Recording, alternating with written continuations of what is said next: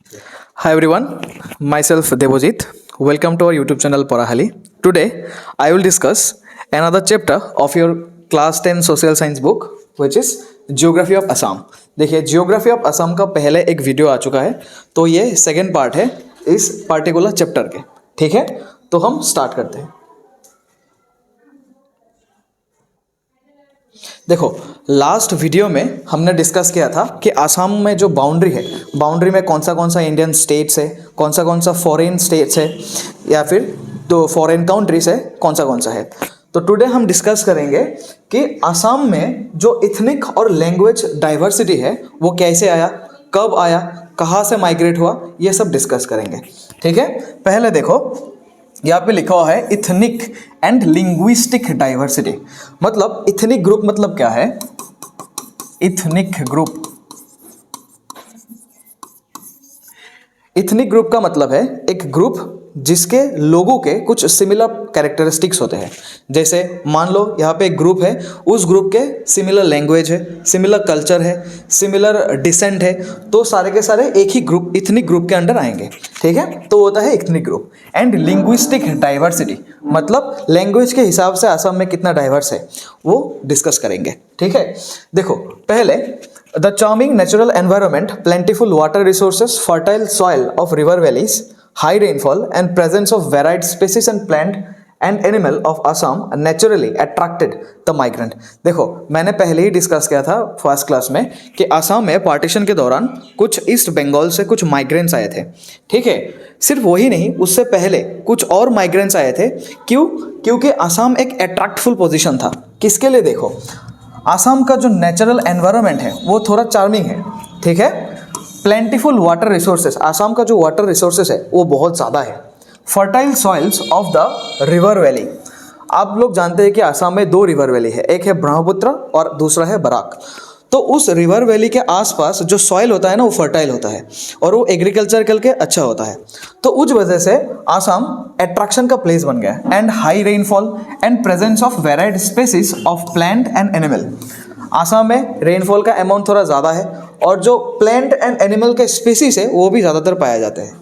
तो इसी वजह से आसाम एक पर्टिकुलर डेस्टिनेशन में तब्दील हुआ, जो कि माइग्रेंट, उस समय हर एक माइग्रेंट आसाम की ओर आने लगा. ठीक है, उसके बाद देखो, the social scientist have the opinion that the first human stream migrated to Assam was probably the Austric group of people. सबसे पहले आसाम में जो माइग्रेट किया था वो कौन सा लोग किए थे? ऑस्ट्रिक ग्रुप ऑफ पीपल, जो इथनिक ग्रुप है. ठीक है, ये एक इथनिक ग्रुप है, ये एक इथनिक ग्रुप है. और इस ग्रुप के पीपल सबसे पहले आसाम में माइग्रेशन किया था. ठीक है, they came from the south east Asia. वो लोग कहाँ से आए थे? साउथ ईस्ट एशिया से आए थे. साउथ ईस्ट एशिया बोले तो चाइना, उसके नीचे हांगकांग, फिलीपींस, म्यांमार, ये सारे के सारे पोजीशन जो है वो साउथ ईस्ट एशिया है. For example the Khasis and जयंतियास, जो आसाम में खासीस एंड जयंतियास ट्राइब है वो सारे के सारे ऑस्ट्रिक ग्रुप ऑफ पीपल के लोग हैं. ठीक है, उसके बाद the second human stream coming to Assam after the Austric group was Tibeto Burman language speaking Mongoloid people.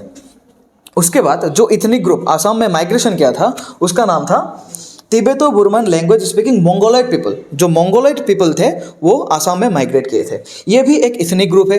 Mongoloid group के पीपल के कुछ सिमिलर रिलीजन फॉलो करते हैं, सिमिलर लैंग्वेज फॉलो करते हैं, सिमिलर कल्चर फॉलो करते हैं.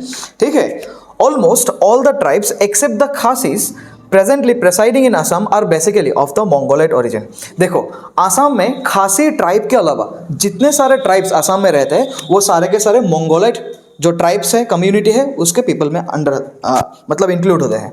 ठीक है, उसके बाद देखो example Bodo, Mising, Rabha, Tiwa, Deori, Sonowal, Kachari, Mech, Barmans of Cachar, Karbi, डिमाहासा, Kasari, Garo, cookie, ये सारे के सारे जो ट्राइब्स हैं ना वो मंगोलॉइड ग्रुप ऑफ पीपल के अंडर में आते हैं. ठीक है, उसके बाद the Koch Rajbanshis residing in Assam basically are of the Mongoloid origin. जो कोच राजवंशीज पीपल भी है वो सारे के सारे मंगोलॉइड ओरिजिन के हैं. ठीक है, उसके बाद largest tribal group on the basis of population size. देखो, आसाम में अगर पॉपुलेशन साइज के ऊपर डिपेंड करके ट्राइब को डिवाइड किया जाए तो सबसे ज़्यादा पॉपुलेशन कौन सी ट्राइब का है? बोडो ट्राइब का है. ठीक है, वो फर्स्ट पोजीशन बोडो ट्राइब का है। मतलब बोडो लैंग्वेज, बोडो ट्राइब के जो लोग हैं वो असम में सबसे ज़्यादा पॉपुलेशन है। उसके बाद मिसिंग ट्राइब और उसके बाद कार्बी ट्राइब। तो ये पॉपुलेशन साइज के हिसाब से है असम में जो रहते हैं। ठीक है, नेक्स्ट डिस्कस करेंगे। अच्छा, यहाँ तक पहले कौन सा ग्रुप आया था? ऑस्ट्रिक ग्रुप आया था। उसके बाद कौन सा ग्रुप आया था? मंगोलॉइड पीपल आए थे। ठीक है, अब माइग्रेशन में आते हैं Indo Aryan language speaking people. देखो, the Indo Aryan language speaking people of the people migrated to Assam from the Gangetic plain just after the flow of Mongoloid people. Mongoloid people के बाद कौन सा ग्रुप आया था, माइग्रेशन किया था? वो था Indo Aryan language speaking people. ठीक है, कहाँ से आया था? गैंगेटिक प्लेन से आया था। They were originally of the Caucasoid racial stock. The Brahmins, Kayasthas, Kalitas, Nath, Jogis, Koivartas, etc. are the people of this racial group, which is represented by a large section of Hindu population of the state. ठीक है, ये कुछ examples है Indo Aryan speaking people के। कौन कौन सा है? ब्राह्मिन्स, कायास्थास, कलितास, नाथ, जोगीस, कोइवार्तास एक्सेट्रा। ठीक है, अभी तक हमने देखा 3 टाइप के लोग आए थे जो माइग्रेशन असम में किए थे। उसके बाद in the early part of the 13th century, another group of Islamic people of the Indo-Aryan origin came to Assam under the Muhammad bin Bakhtiyar Khilji, a Muslim general of the Kutubuddin on their way to Tibet। देखो, 13th century के दौरान जो कुतुबुद्दीन थे ना, ठीक है, उसका जो जनरल था मोहम्मद बिन बख्तियार खिलजी, वो तिब्बत में जा रहे थे। तो उस टाइम उसके अंडर जो सोल्जर था वो असम में आए थे और उसका ओरिजिन क्या था? इंडो आर्यन पीपल ही थे वो लोग। ठीक है, इंडो आर्यन पीपल थे। उसके बाद another important ethnic group who migrated to Assam was the Ahoms. उसके बाद आते हैं अहोम्स। अहोम ने कब माइग्रेशन किया था ये अब देखेंगे। ठीक है, the Ahoms basically belong to the Mongoloid stock. ये भी मंगोलॉइड पीपल के ओरिजिन है। They came to Myanmar from China then in 1228 under the leadership of Sukaphaa. The Ahom came across the Patkai hills from the Shan plateau of the northern Myanmar. उसके बाद अहोम्स आए थे। अहोम्स कहाँ से आए थे? पहले वो लोग चाइना में रहते थे। चाइना के बाद उन लोगों ने माइग्रेशन किया म्यांमार पे और म्यांमार से पटका हिल्स क्रॉस करने के बाद वो लोग असम में एंटर किया। कब? 1228 पे। और उसका लीडर कौन था? सुकाफा था। ये आपको पता है शायद। ठीक है, तो अभी तक हमने देखा ऑस्ट्रिक आया, मंगोलॉइड आया, उसके बाद इंडो आर्यन आया, उसके बाद आया अहोम और इस्लामिक पीपल। उसके बाद देखेंगे the Koch Rajbanshis are another notable ethnic group in Assam. ठीक है, जो कोच राजवंशीज पीपल है तो वो एक असम का एक एथनिक ग्रुप है। Gohain Kamal brother of king Naranarayan took the lead to construct the Gohain Kamal Ali road extending from Cooch Behar to Naranarayanpur of Lakhimpur district. देखो, आपको पता है कोच राजवंशीज के फेमस किंग था नरनारायण, उसका एक ब्रदर था, उसका ब्रदर नाम था गोहाई कमल। ठीक है, उसने क्या किया? एक रोड बनवाया, गोहाई कमल रोड, गोहाई कमल अली रोड। ठीक है, वो रोड कहाँ तक जाता था? कूच बिहार से स्टार्ट होता था और नरनारायणपुर ऑफ लखीमपुर डिस्ट्रिक्ट तक वो रोड एक्सटेंड किया था। तो ये आपको क्वेश्चन आ सकता है कि किसने बनाया गोहाई कमल अली रोड? किसने बनाया? वो बनाया गोहाई कमल ने। ठीक है, और ये भी क्वेश्चन आ सकता है कौन सी किंग के अंडर ये रोड बनाया गया था? नरनारायण। ठीक है, यहाँ तक क्लियर है? अब देखेंगे, देखो ये सारे लोग आए, उसके बाद क्या आया? ब्रिटिश आया। 1826 के बाद जो टीटी ऑफ यंडवू हुआ था उसके बाद ब्रिटिश आया। ठीक है, अब ब्रिटिश के बारे में देखेंगे। When the British started the tea cultivation in Assam, there were the need for the laborer। देखो, ब्रिटिश ने जब टी कल्टीवेशन स्टार्ट किया था असम में तो उन लोगों को कुछ लेबरर की जरूरत थी। ठीक है, but the local people of Assam did not show their interest in to work in the tea cultivation. तब ब्रिटिश ने जब स्टार्ट किया था कल्टीवेशन तो लोकल पीपल ने मतलब पार्टिसिपेट नहीं किया था कि लोकल पीपल वहाँ पे काम नहीं करेंगे जो टी कल्टीवेशन है। So the British brought the tribal people of Chota Nagpur plateau of the central India to Assam to work in the tea garden. तब ब्रिटिश ने क्या किया? जो छोटा नागपुर प्लेटू है उसमें से कुछ ट्राइबल पीपल को असम में लाया। किस कारण के लिए? वो था टी कल्टीवेशन के लिए। ठीक है, this tribals are Austric in origin. ये भी ऑस्ट्रिक ग्रुप ऑफ पीपल जो था उसका ही मेंबर था। Speaking the Mundari group of language. और कौन सा लैंग्वेज वो लोग बोलते थे? मुंदारी ग्रुप का लैंग्वेज एक बोलते थे वो। ठीक है, उसके बाद देखो, यही तक था जो इथनिक डाइवर्सिटी है। ठीक है। अब देखेंगे रिलीजियस के हिसाब से आसाम में कौन सा लोग रहते हैं। देखो, the Hindu population by number is the highest in the state. जो हिंदू पॉपुलेशन है वो स्टेट में सबसे ज्यादा है, followed by Muslim, Christian, Buddhist, Jain, Sikh people. ठीक है, तो रिलीजन के हिसाब से सबसे ज्यादा हिंदू पॉपुलेशन है। उसके बाद looking at the linguistic composition of the state population, it has been observed that Assamese and Bengali are the two major scheduled language of the Assam। ये क्वेश्चन आ सकता है कि आसाम का जो दो शेड्यूल्ड लैंग्वेज है वो कौन सा है, एसामीज और Bengali. Assamese is the state language, ये इंपॉर्टेंट है। आसाम का जो स्टेट लैंग्वेज है वो कौन सा है, एसामीज है। ठीक है, Assamese is the major language spoken in the Brahmaputra valley. जो ब्रह्मपुत्र वैली है, ब्रह्मपुत्र के साइड में जो एरियाज है, तो उन सब इलाकों में सबसे ज्यादा कौन सी लैंग्वेज बोली जाती है, आसामीज। ठीक है, while Bengali is the major language spoken in the Barak valley. और बराक वैली के साइड में कौन सा लैंग्वेज बोली जाती है, वो Bengali language. Among other these languages, the major ones are Bodo, Mising, Karbi, Dima Hasao, Garo, Tiwa and Rabha. ठीक है, ये दो लैंग्वेजेस के अलावा कुछ और भी लैंग्वेजेस हैं असम में, जो कि बोडो, मिसिंग, कार्बी, डिमा हसाओ, गारो, टिवा एक्सेट्रा। ठीक है, अब देखेंगे ट्रांसपोर्ट सिस्टम। यही तक था जो पहले हमने डिस्कस किया, जो मतलब इथनिक ग्रुप आया था असम में, कौन सा टाइम पे आया था वो हमने डिस्कस किया। उसके बाद हमने डिस्कस किया कौन सी मतलब रिलीजियस के लोग ज़्यादा रहते हैं असम में। उसके बाद हमने डिस्कस किया कौन सी लिंग्विस्टिक लोग असम में ज़्यादा रहते थे। ठीक है, उसके बाद डिस्कस करेंगे transport system of Assam. Assam में ट्रांसपोर्ट सिस्टम कैसा है। ठीक है, presently transport is an essential component of the economic development. देखो, अगर कोई भी एक पर्टिकुलर प्लेस इकोनॉमिकली डेवलपमेंट होना चाहती है तो उसमें ट्रांसपोर्ट का एक अहम हिस्सा है। ठीक है, अगर ट्रांसपोर्ट डेवलप्ड नहीं है तो वो प्लेस पर्टिकुलरली कभी भी इकोनॉमिक डेवलपमेंट नहीं हो सकता। ठीक है, the development of economic sector like agriculture, industry, commerce, communication etcetera depend on the efficient transport system. कहीं भी कुछ भी जो इंडस्ट्री बनाया गया, मान लो एक प्लेस है वहाँ पे इंडस्ट्री बनाएगा, इंडस्ट्री के लिए जो रॉ मटेरियल चाहिए वो कहाँ से आएगा, वो बाहर से आएगा। और बाहर से कैसे आएगा, ट्रांसपोर्ट सिस्टम से आएगा। तो कि कोई भी इंडस्ट्री आसाम में बनना है तो वो इफिशिएंट ट्रांसपोर्ट सिस्टम के ऊपर डिपेंड करता है। ठीक है, उसके बाद देखेंगे, देखो आसाम में जो ट्रांसपोर्ट सिस्टम है ना, वो road transport, railway transport, water transport और एयर ट्रांसपोर्ट, चार ऐसे ट्रांसपोर्ट में डिवाइड किए जाते हैं। ठीक है, एक road, railway, water and air. पहले देखो रोड ट्रांसपोर्ट। ठीक है, हम यहाँ पे डिस्कस करेंगे कि रोड ट्रांसपोर्ट का एडवांटेजेस क्या है। ठीक है, पहले देखो कन्वेनियंट, फास्ट एंड रिलायबल। जो कि रोड ट्रांसपोर्ट होता है वो कन्वेनियंट भी होता है, फास्ट भी होता है और रिलायबल भी होता है, आपको पता है ये। उसके बाद easily make linkages and connections with the small and interior places. ठीक है, देखो कोई भी एक पर्टिकुलर स्मॉल विलेज में जाना चाहते हो तो कैसे जाओगे आप, ऑब्वियसली रोड ट्रांसपोर्ट से जाओगे। तो रोड ट्रांसपोर्ट सबसे अच्छा है कनेक्शन बनाने के लिए with small and interior places. ठीक है, उसके बाद nicely provide communications among the hill, plateau and plain. देखो हिल में अगर जाओगे तो आप वहाँ पे रोड ट्रांसपोर्ट से ही जाओगे, वहाँ ना तो वहाँ पे वाटर होगा, ना तो वहाँ पे आपका रेल होगा, ना तो वहाँ पे आपके एयर होगा।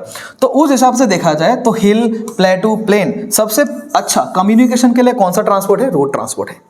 ठीक है, इन transporting the agricultural and industrial product, road transport system is specially useful. ठीक है, मान लो आप कोई भी एग्रीकल्चरल और इंडस्ट्रियल प्रोडक्ट हो, बाहर से मंगाना है आपको, तो सबसे ज्यादा यूजफुल कौन सा होगा, रोड ट्रांसपोर्ट ही होगा। उसके बाद in the case of repairment, constructions etcetera, the road transport system involve less expenditure as compare to some other transport system. ठीक है, एक्सपेंडिचर के हिसाब से सबसे सस्ता कौन सा ट्रांसपोर्ट है, रोड ट्रांसपोर्ट है, तो उससे हमें बहुत यूजफुल होता है। उसके बाद road transport system directly helped in the development of tourism industry of the state by connecting the tourist spot by the road। Assam में जितने भी टूरिस्ट स्पॉट है वो सारे के सारे रोड ट्रांसपोर्ट से कनेक्टेड होता है। ठीक है, और इसीलिए हमारे आसाम में टूरिज्म इंडस्ट्री को डेवलप करने में रोड ट्रांसपोर्ट का एक अहम हिस्सा है। ठीक है, उसके बाद डिस्कस करेंगे railway transport. Railway transport is convenient and reliable in carrying passengers and goods for longer distances। देखो रोड ट्रांसपोर्ट में शॉर्टर डिस्टेंस के लिए यूजफुल है, लेकिन लॉन्गर डिस्टेंस की बात की जाए तो रेलवे ट्रांसपोर्ट सबसे ज़्यादा इफिशियंट होता है, ठीक है। इन the case of transport of necessary resources essential for infrastructural and industrial development along with the economic development of Assam, the railway transport system has been playing a vital role, ठीक है। कहीं पे आसाम में industrial development करना हो, कोई infrastructure बनाना हो, infrastructure development करना हो, तो जो आपका रॉ मटेरियल आता है ना, सारे के सारे ट्रेन से आता है, ठीक है। तो ट्रेन एक यूजफुल तरीका है कोई भी डेवलपमेंट करने के लिए। Employment opportunities are created due to the expansion of railway transport in the state। देखो आपको पता है कि रेल में जॉब होता है, ठीक है। रेल क्या करता है, एम्प्लॉयमेंट अपॉर्चुनिटीज देता है लोगों को, तो उस हिसाब से railway transport employment opportunities provide करते हैं। This transport system has enhanced national unity bye connecting Assam with the distant state of the country. देखो मान लो कि आसाम से मुंबई जाना है, आसाम से दिल्ली जाना है, पंजाब जाना है, कर्नाटक जाना है, तो आप कैसे जाओगे? ऑब्वियसली पहले आपका चॉइस होगा रेल ट्रांसपोर्ट। तो रेल ट्रांसपोर्ट एक नेशनल यूनिटी को बढ़ावा देता है, ठीक है, by connecting Assam with the other states. Railway transport has become auxiliary to the development of the road transport system. देखो रोड ट्रांसपोर्ट जो सिस्टम है वो अच्छा होगा तभी तो रेलवे अच्छा होगा, तो इसलिए रेलवे सिस्टम जो है ना वो ऑक्सिलरी होता है रोड ट्रांसपोर्ट के डेवलपमेंट के हिसाब से, ठीक है। उसके बाद डिस्कस करेंगे water transport. There are more scope and opportunities for the expansion of water transport system in Assam being a land of river. आपको पता है आसाम में ब्रह्मपुत्र एंड बराक दो मेजर रिवर है, तो उस हिसाब से आसाम एक लैंड ऑफ रिवर हुआ, ठीक है।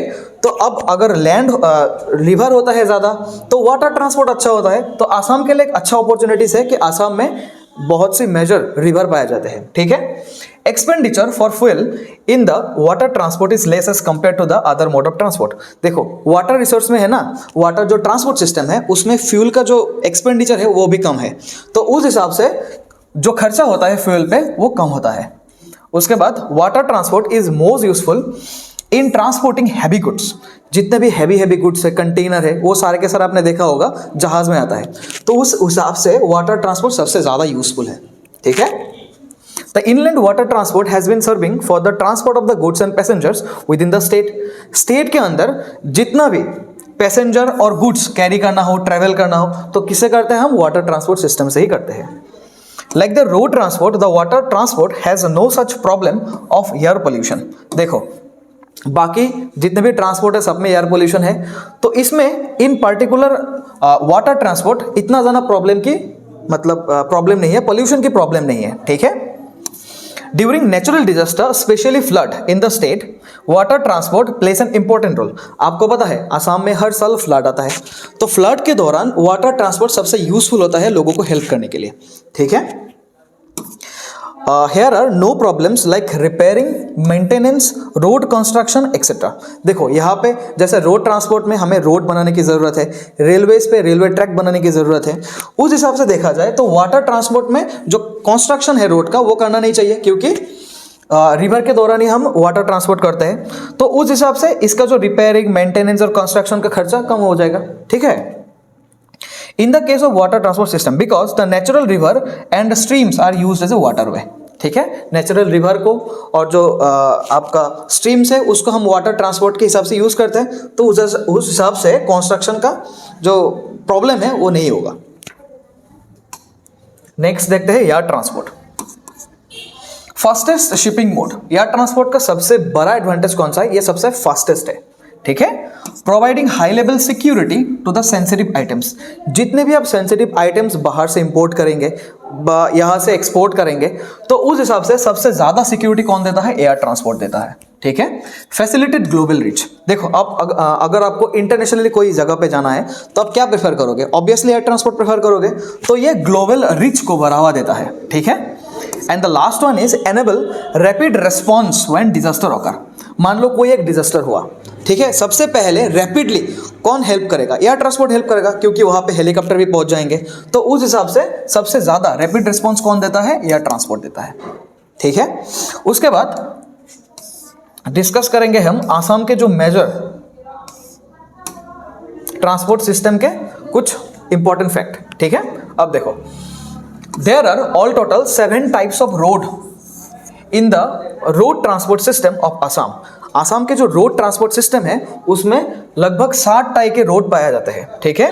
एक होता है surface road, unsurface road, national highway, state highway, major district road, rural road, urban road, ठीक है। ये आपने पहले भी सुना होगा, जैसे नेशनल हाईवे किसे बोलते हैं, उसके बाद अर्बन रोड, रूरल रोड किसे बोलते हैं, ये आपको पता है। Talking all these roads together, Assam has a total road length of 48,725 kilometre in 2015-16, ठीक है।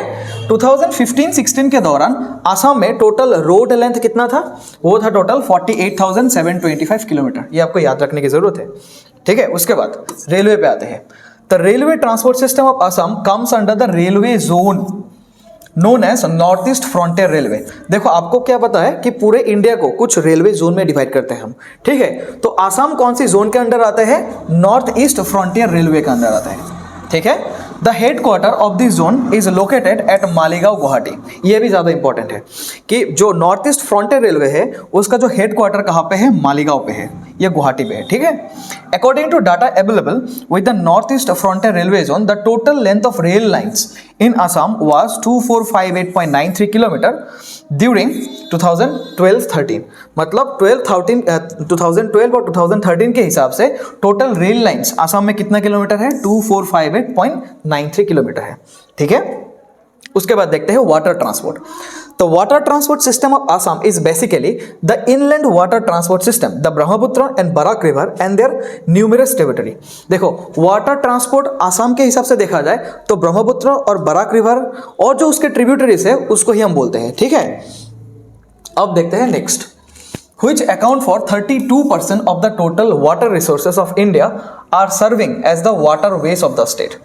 दोनों को मिला के कितना है, 32% है जितने भी इंडिया के टोटल वाटर रिसोर्सेस है।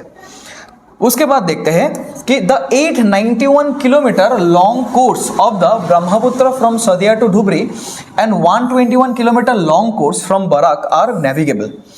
देखो दो इंपॉर्टेंट वाटर ट्रांसपोर्ट है हमारे यहाँ पे, एक है 891 किलोमीटर जो कि ब्रह्मपुत्र का है, ठीक है, और वो कहां से स्टार्ट हुआ था, सदिया से स्टार्ट हुआ था धुबरी तक, ठीक है। ये जो 891 किलोमीटर लॉन्ग वाटरवे है ये हमारा एक आसाम का एक मेजर वाटरवे है, और 121 long course of Barak valley, ठीक है। बराक रिवर का जो 121 लॉन्ग वाटरवेज है वो भी एक इंपॉर्टेंट हमारा आसाम का एक वाटरवेज है। उसके बाद देखो the navigable waterway of the Brahmaputra was declared in 1988 as the second national waterway of the country। यह ज़्यादा इंपॉर्टेंट है। आसाम का सेकंड नेशनल वाटरवे कौन सा है, ब्रह्मपुत्र का। कितना किलोमीटर है, 891 किलोमीटर, ठीक है। कब डिक्लेयर किया था उसे एज ए नेशनल वाटरवे, 1988 को। यह लाइन बहुत इंपॉर्टेंट है, ठीक है। उसके बाद देखेंगे 121 kilometre long waterway of the Barak river extending from Lakhipur to Bhanga was declared by the central government in 2013 as the 6th national waterway of the country। और इंडिया के 6th नेशनल वाटरवे कौन सा है, वो है बराक रिवर के 121 किलोमीटर वाटरवे। वो कहां से कहां तक जाता है, लखीपुर से भंगा तक। कब डिक्लेयर किया था सेंट्रल गवर्नमेंट में, 2013 में।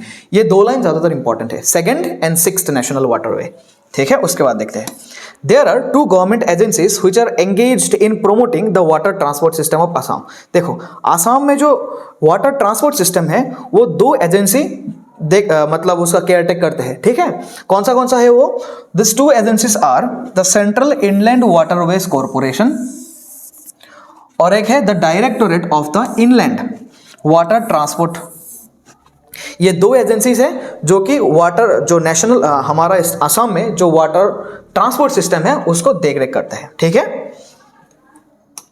उसके बाद देखेंगे द एयर ट्रांसपोर्ट सिस्टम। उसके बाद आता है एयर ट्रांसपोर्ट पे। The air transport of the state is an operation through the civil airport located at Guwahati, Tezpur, Jorhat, Dibrugarh, North Lakhimpur and Silchar.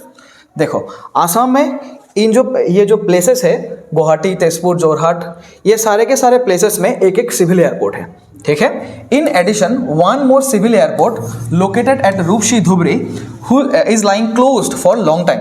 देखो रूपसी और रूपसी धुबरी के जो रूपसी नाम के प्लेस है उस पे भी एक सिविल एयरपोर्ट है, लेकिन वो फिलहाल ऑपरेशन हो चुका है, आपके बुक में अपडेटेड नहीं किया हुआ है, लेकिन वो ऑपरेशनल हो चुका है। The airport located at Borjhar Guwahati is known as the Lokpriya Gopinath Bordoloi international airport. Guwahati में जो एयरपोर्ट है उसका नाम क्या है? Lokpriya Gopinath Bordoloi international airport. This is the only international airport in the whole north east. ठीक है, अगर मान लो आप नॉर्थ ईस्ट से कहीं इंटरनेशनल घूमने जाना चाहते हो तो इस एयरपोर्ट में आपको आना पड़ेगा, क्योंकि ये एक ओनली एयरपोर्ट है जो कि इंटरनेशनल फैसिलिटीज प्रोवाइड करते हैं। ठीक है, तो ये सारा हुआ transport system, road, rail, air and water. उसके बाद देखेंगे प्रॉब्लम्स। आसाम में क्या दिक्कत है कि हमारा जो ट्रांसपोर्ट सिस्टम है उतना डेवलप नहीं है। ठीक है, हमारा कुछ रीजन है उसकी वजह से। अब देखेंगे regions. It is really difficult to expand the transport system in Assam, which is characterized by varied topographic features like hills, plateaus, plains, floodplain, wetland। देखो, आसाम में ऐसा तो नहीं है कि हर जगह पे प्लेन है, कुछ जगह पे प्लेन्स है, कुछ जगह पे हिल्स है, कुछ जगह पे प्लेटूस है, तो सारे प्लेसेस में तो ट्रांसपोर्ट को हम एक्सपांड नहीं कर सकते। ठीक है, इस वजह से हमारा जो ट्रांसपोर्ट सिस्टम है वो लिमिटेड है। उसके बाद देखते हैं, Assam is linked with the mainland of India through a narrow corridor to the on the west and this has caused difficulties in the expansion of transport network. आपको पता है आसाम और वेस्ट बंगाल के बीच में एक नैरो कॉरिडोर है, पता है ना, फर्स्ट क्लास में मैंने बोला था, ये 50 किलोमीटर लॉन्ग कॉरिडोर है। ठीक है, मान लो कि आसाम से बाहर आप कहीं जाना चाहते हो तो इस कॉरिडोर से आप जाओगे ना, तो इसलिए ये 50 किलोमीटर का कॉरिडोर बहुत छोटा है। ठीक है, और ये जो कॉरिडोर है ये हमारा ट्रांसपोर्ट सिस्टम को लिमिट करता है। कितने ही बना लोगे आप ट्रांसपोर्ट सिस्टम इस छोटे से कॉरिडोर में। ठीक है, उसके बाद The national and foreign investment in the state show a declining trend due to some social and political unrest arising out of the ethnic, communal and insurgency problem emerging from time to time। ठीक है, देखो आसाम में क्या होता है, कभी भी जो इथनिक वायलेंस है, कम्युनल वायलेंस है, वो थोड़ा ज़्यादा था, अब नहीं है इतना, लेकिन पहले कुछ ज़्यादा था। तो इस वजह से कुछ सोशल और पॉलिटिकल अनरेस्ट चलता था। ठीक है, इंसर्जेंसी भी होता था, घुसपैठ होते हैं। तो उस हिसाब से ना देखो, एक पर्टिकुलर प्लेस है, आप मान लो वहीं पे आप कुछ इंडस्ट्री बनाना चाहते हो, तो इंडस्ट्री के लिए तो फंडिंग चाहिए। फंडिंग कौन करेगा? जो कि बाहर से कुछ इन्वेस्टमेंट आएंगे, या दिल्ली मुंबई से आ सकता है, या फिर बाहर से भी आ सकता है, फॉरेन कंट्री से कुछ इन्वेस्टमेंट आ सकता है। अगर इन्वेस्टमेंट आएगा तभी तो इंडस्ट्री होगा, और इंडस्ट्री होने के बाद उसका ट्रांसपोर्ट सिस्टम भी अच्छा होना चाहिए, तो उस हिसाब से ट्रांसपोर्ट सिस्टम डेवलपमेंट होता है। लेकिन आसाम के केस में फॉरेन इन्वेस्टमेंट इतना नहीं है और नेशनल इन्वेस्टमेंट भी इतना नहीं है। क्यों? क्योंकि ये कुछ रीजंस है, कम्युनल क्लैशेस होता है, उसके बाद इंसर्जेंसी होता है, तो उस वजह से हमारा जो ट्रांसपोर्ट सिस्टम है वो लिमिटेड हो चुका है।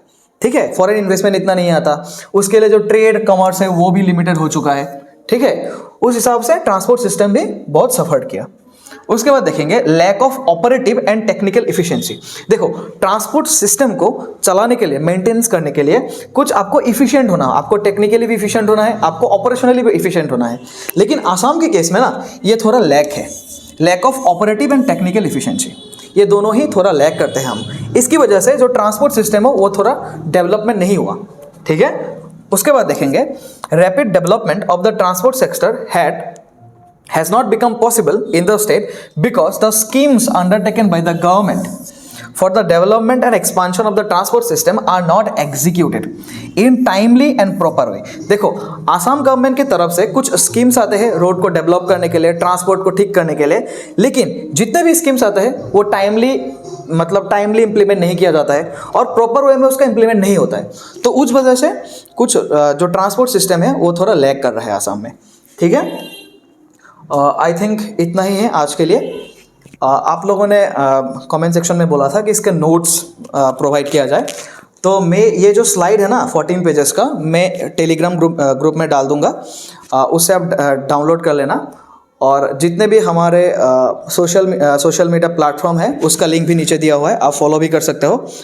और ठीक है, आज के लिए इतना ही, थैंक यू।